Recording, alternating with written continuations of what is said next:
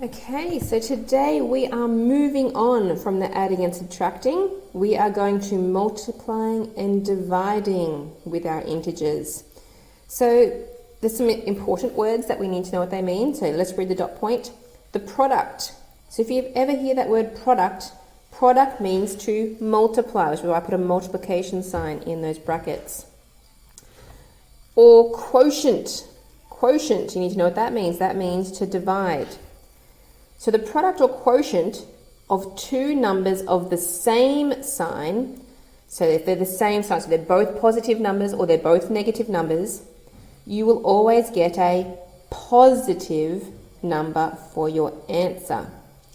Okay, now unlike when we were adding and subtracting, we had the two symbols next to each other and we changed them to one symbol. But in multiplying and dividing, the two symbols will not be next to each other. We just have to look at what is in front of each of the two numbers that we're multiplying.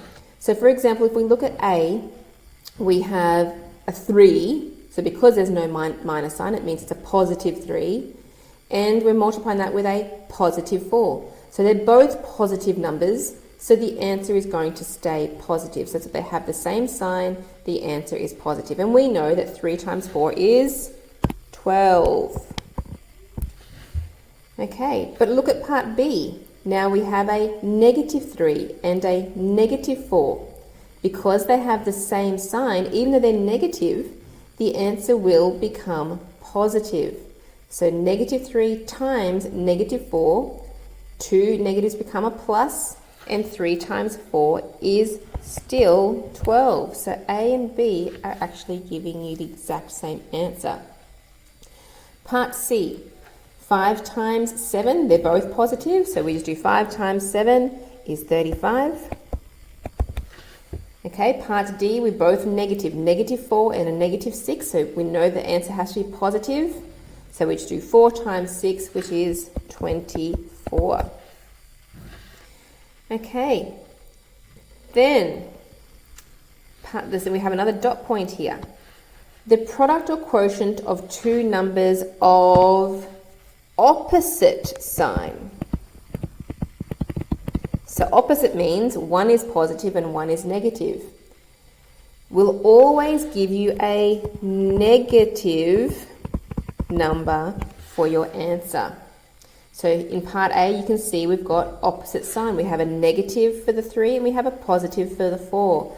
So because we have a positive and a negative, our answer is going to be a negative. And then to work out the number, we just times 3 times 4, which is 12. So I like to work out the sign first and then multiply the numbers afterwards. Okay, so we have a division sneaking in here. So it works the same way. 15 is positive and the 3 is negative. So because they are a different sign, the answer is going to be negative. And then I divide the numbers. 15 divided by 3 is 5. So negative 5.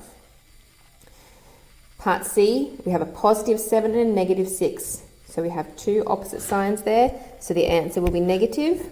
7 times 6 is 42. And D, a negative 63 and a positive 9. So because we have opposite sign, the answer is going to be negative. And 63 divided by 9 is 7. Hopefully you all know your times tables out there. Okay, so practice some of those before we move on to the next section of work.